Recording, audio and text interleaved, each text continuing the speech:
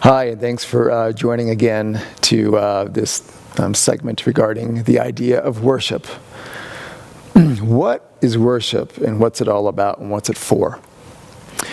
As a therapist, I think this is a very essential topic, whether you are a believer in something or not. And here's why. Often people will come into therapy because something got wrecked in our life. Whether that was a relationship, a behavior that became out of control, beyond our ability to manage it, our emotions and our moods became unmanageable, something got out of balance. And that's often what people are trying to figure out, is how do I get my life back in order? And back in order has something to do with this idea of worship. Worship is a religious term I'm very aware of. As for instance, we're sitting in a church sanctuary right now where people come to worship. And it is a form of worship, coming to church and singing. But what I want to talk about is much broader than that. What I want to talk about is how the things in our life take on dramatic meaning that can't. And that there are these lines that exist in our life that when they get crossed over, create problems. For instance, when good things become ultimate things, it creates a problem. For instance, needs are good, but when they become a craving, we get out of control. It has us. When we have love and it becomes an obsession, it now has a hold of us. And when passion becomes a lust, we don't have passion anymore, but lust has a hold of us. So there are these lines that exist where good becomes ultimate. It's when now we've lost ourselves. And that's what I want to really talk about, is there's this part of ourself that is like in the very core depth of our core being. And when something gets in there, then that is when we begin, in turn, we get put down on our hands and knees, and we serve that thing. And we become almost that thing and a slave to it. And it can be a lot of different things. And they're not bad things. We can become enslaved to our very core needs, which is another part of our curriculum. We can become enslaved to our deep need for safety and control. We become enslaved to being significant, to being loved. We can become enslaved to wanting to grow and to learn and to contribute.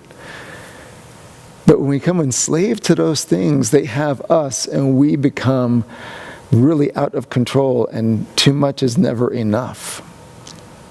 And that's a dangerous place. And when we get into these places where good things are ultimate, we start serving it, and then it becomes crushed, and we fall apart and get out of balance, and becoming anxious and depressed and despaired and hopeless and ultimately really empty. And that's what I want to talk about, is this idea of worship. It's almost as if we can't not do it. We live in a culture where being a fan is just something we do. We're fans of anything, celebrity. We're fans of sports and football and entertainment. We're fans of politics and knowledge and education, and a fan of, fill in the blank, a person, a personality. And it's almost encouraged. And I'm not criticizing culture. I think our culture just tells us something about who we are. We are beings designed to adore and to worship. It's what we do. It's how we are. Now, the key to this whole thing is, what do you worship? What is it? Is it education? Is it love? Is it a job? Is it a person? Is it an idea? Is it an ideology? Is it your theology? You know, I've come upon this fantastic quote of an idea by David Foster Wallace. He isn't even a believer per se, he's a Gnostic. And he had this incredible observation I'd like to share. He says, we all worship something. Whether that is God or Jesus Christ, Yahweh, the four Wiccan noble truths, whether that is something, we worship something. He goes on to say, if where you find the meaning of life in beauty and sexual allure, you'll always feel ugly. He says, whether you find the meaning of life in knowledge, you always feel foolish. If where you find the meaning of life in power, you'll always be afraid. We know these things. He said these are written in all the parables of life. I thought it was pretty genius for that observation by somebody who wasn't very religious, that we are beings that worship. And I see that in mental health all the time, where something became too important, and then all of a sudden we grabbed a hold of it too strong, and we lost it.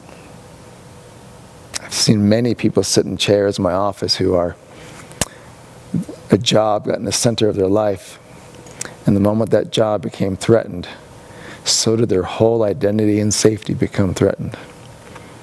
And I begin to talk further, and they talk about the 70 hours a week they work, and they go on to explain how they worship that job, or they take on other things we worship too, our families, our kids, and their success. And when things fall down, we fall down with it. So there's this dynamic of whatever gets in the center of our life, if that thing goes away, we go with it. And so does our mental health, and so does our sanity, and then life becomes a very lost place. So it appears to me, this idea of what we worship, if it goes away, our life goes away. Begs the question, what is it in the middle of your life that you have that sustains you?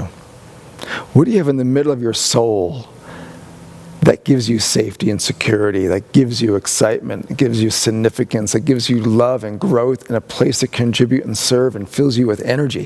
What in your life has that you can worship, that you can put upon the center of your soul, that you can place ultimate importance on? What do you have in our life that does that? A friend can't handle that much importance. A job can't handle that much importance. An education can't handle that importance. Nothing can. A football team can't handle that importance, because the day they lose and don't make it to the playoffs, we become out of control. So here's what I want to leave us with today. The practice of worship. How do we do it? How do you practice it? What is it that you have? What is God in your life? Who is God in your life? Best question anybody can answer is, who is God, and how do you worship that God in your life? How do you answer that question? And if you do have God in your life, how do you worship God? It's beyond coming to church and singing 5 songs. It can't be shrunk to that, but it is helpful. It's a great practice to the soul to sing and to worship a God. How do you serve God? How do you learn God in a week? And how do you talk to God in a week, in a day? And how do you look at God in a day? And how do you let God be ultimate? That's a question I ask for myself all the time, because I haven't gotten it down yet. But what is God in your life? And if God's ultimate, and if God's allowed to have a presence of ultimacy in our lives, the rest of the things go in their place where they need to be. So thanks for taking this time to listen about worship and how we might do that.